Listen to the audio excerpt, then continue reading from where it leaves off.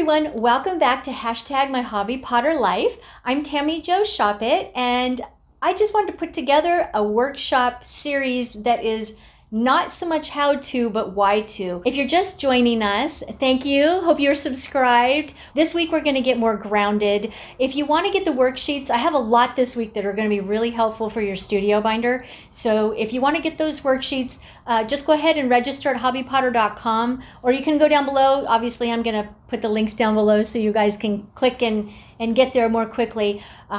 You'll get those on Tuesday, every Tuesday after a workshop. I send the materials out via email, so it's pretty fun. I hope you guys join me.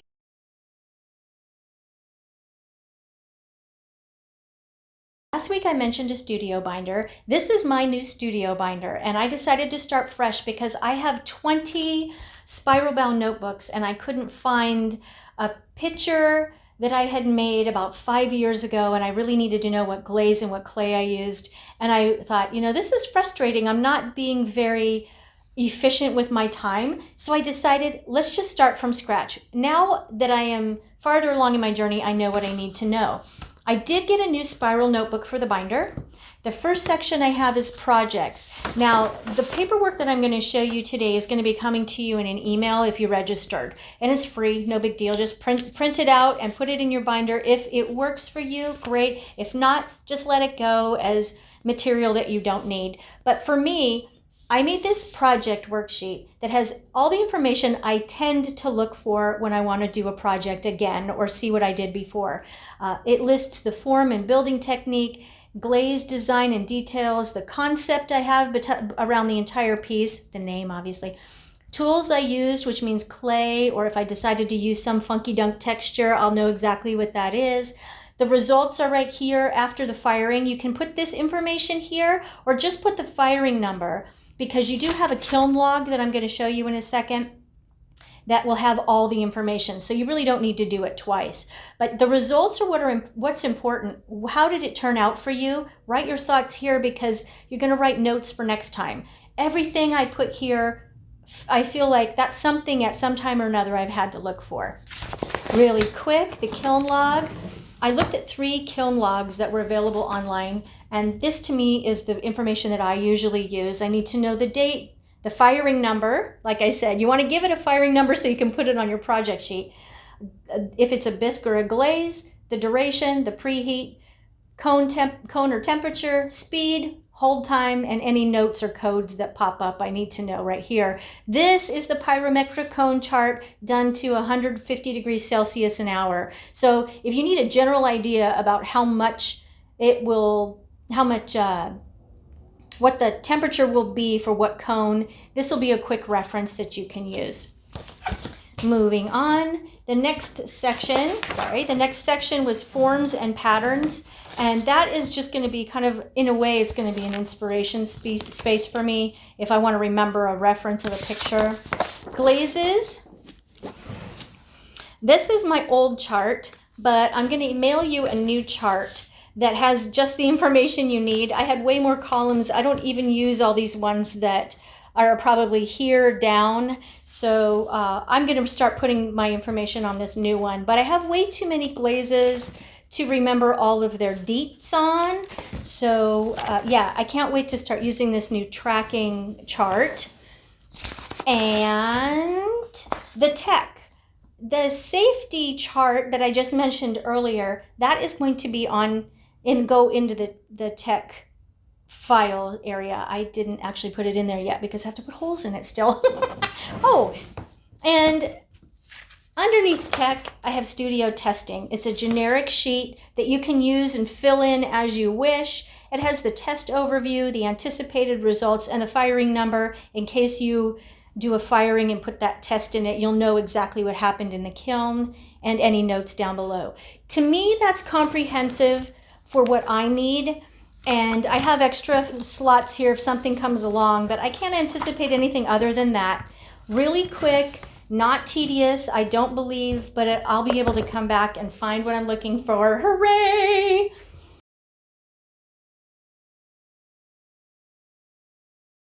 Okay, when it comes to creativity, your mind can explode with excitement and inspiration and just allow all things to come in and move around. When you really get down to it in the clay, you have to be working with a strong foundation, which is safety. It sounds like such a boring subject, I know. But if we get ourselves into a habit of doing things correctly from the beginning, then we will be in a habit of keeping ourselves safe. I am speaking as somebody who is not necessarily religious about it and the way that I work in my own studio. I need to change my habits. So if you go over this information that I'm going to be sending out to you and also discussing today, and you realize, my studio practices aren't the most healthy, take it to heart, because it's real serious and it's important for you to be able to keep yourself safe and also keep others safe. I think out of all the worksheets that I created as a complement to go with this workshop, this week's are going to be the most important and the most helpful and useful. I created a worksheet right here that I'm really proud of. It really made me look at myself and how I am working in my studio. It's about staying safe with clay, staying safe with glazes, how you clean your space, and kiln safety. It's just a general overview of the information that you would need to know. You can stick it in a plastic sheet protector and put it in the binders. Since I put all that information in there for you to get and just download and read for yourself, I'm going to save time. It's a mini workshop, right? I just wanted to go over real quick how to clean the space that you're in, because that's something you can do right now. You don't need to read about it. You don't need to take a glance at the materials.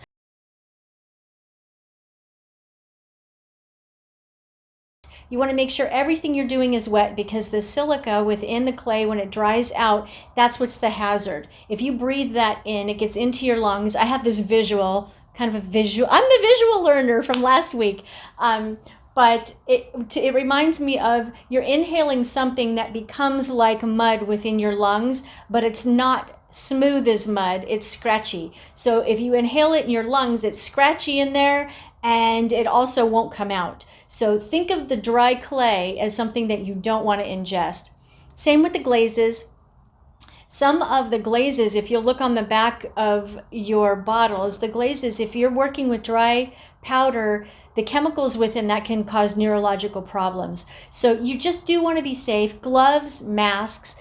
When you clean wet. You want to wipe everything down. No sweeping and no vacuuming. The only time I use a vacuum is when I am cleaning out the inside of my kiln after a firing. I just want to get all that dust or debris that might possibly be in there. It's the only time I use a vacuum in my studio. You want to mop often. You want to wear different clothes while you're in the studio, and you want to wash them often. You want to wear an apron or a smock. You want to keep that separate from things that you're bringing into your home. And always clean all your tools after. Now, I say this, I read this list as if I'm some saint, but I'm going to tell you right now, this was like a good spanking for me. I read enough things to scare me into submission, so I'm going to hope that for you as well.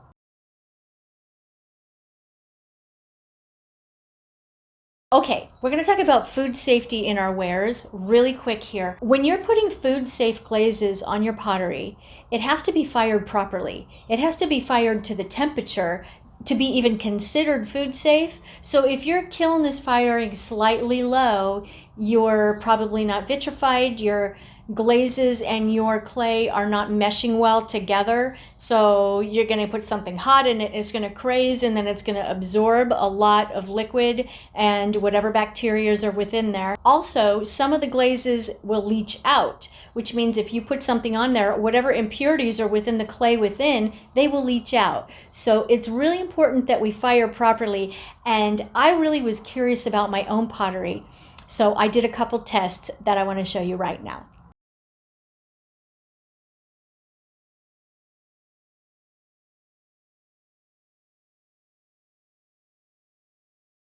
Okay, these are the 4 pieces that I wanted to try out for the absorption test. This piece right here was one of my 365-day cups. Yes, I still have it. It was cup number 320. I want to see how well these turned out back in the day. This one right here has crazing on it, and I'm almost certain it was an ill-fitted clear glaze on top of this. So I'm going to go ahead and test that as well and see how much that is absorbing. This one is a fine china. I don't know if I'll tell it. Fine porcelain china, Yorkshire, made in Japan. So this is one I had in my cabinet that I think I'd like to see what a commercially made piece, what the absorption rate is on that. And this right here is one that I just wanted to test. And I thought the message on it was pretty nice. Live life uplifted. And I'm going to go ahead and weigh each one of these to see what their start weight is before I put them in the water. It took me a long time to figure out and to find the guidelines of absorption for the dinnerware that we actually even get from the stores. I thought, just give me something technical so I can share it with you. So the guidelines that I got were earthenware has a typical absorption of 5% to 14%. Stoneware is 2% to 6%. Porcelain can be 1%. I'm going to say 0.5% because I read a technical one that said 0.5. So I'm going to say that 0.5% to 3%. Something fascinating I'm noticing about this piece right here, it was already crazed. I don't know if you can see it, this guy right there. I'm noticing how much more crazed it is in the handle, and I'll try and zoom in here. It's just really, really crazed. I can't wait to see how much it weighs when we're done and how much water has actually been absorbed to it. I've had to add water a couple times to keep the water level up, but now it says to let it cool, so that's what we're going to do now. Okay, these cups were dried. They were left to cool at room temperature, and I'm ready to remeasure them. This is an Amico stoneware, number 38, fired to cone 6. I went back and I looked. So everything was fired properly on that. This is an Amico Versa clay, which is theoretically an earthenware, but I take it to cone 5. But there is crazing on it, so I'm unsure of what kind of result I'm going to get here. The China cup is commercial. It should have almost no absorption whatsoever. We're looking for 2% or less. That brown clay behind the China cup is made to fire between cone 6 and 10, which I find hard to believe. Hopefully it does well. This was fired to cone 6. If it absorbs water, it means that this clay really is not vitrified at cone 6.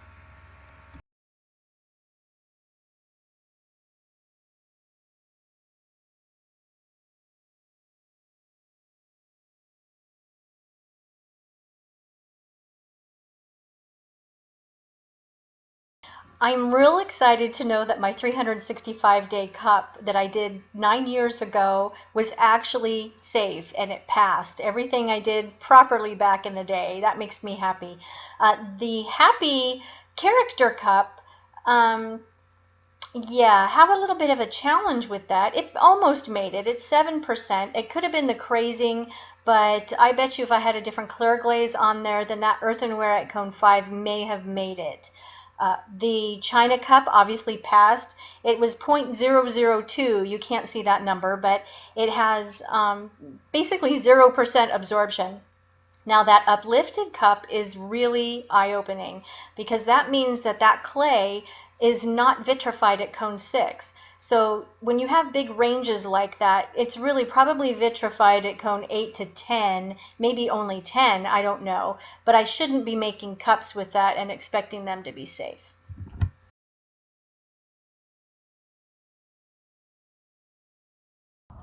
Okay, the next thing we're going to talk about is leaching. Leaching is the opposite of absorption. Leaching is when it sucks the impurities out of the form.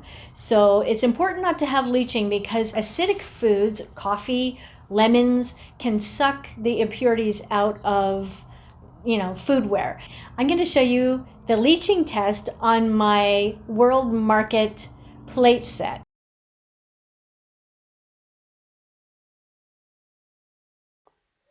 Okay, I had put the lemons on the plate, squeezed the lemon juice, and let it sit overnight as the directions said. But when I rinsed it off, I noticed that these plates actually absorbed and held onto the water. I had rinsed them and dried them maybe 5 minutes before that, and these weren't even dry yet. So that one was a questionable piece. I wasn't sure if I saw anything, but from here it's still wet, but I still can see where the lemon was. So part of me felt like these were not safe plates to eat off of. Let me know what you think in the comments below. It is from World Market, and I'd love to know what you think.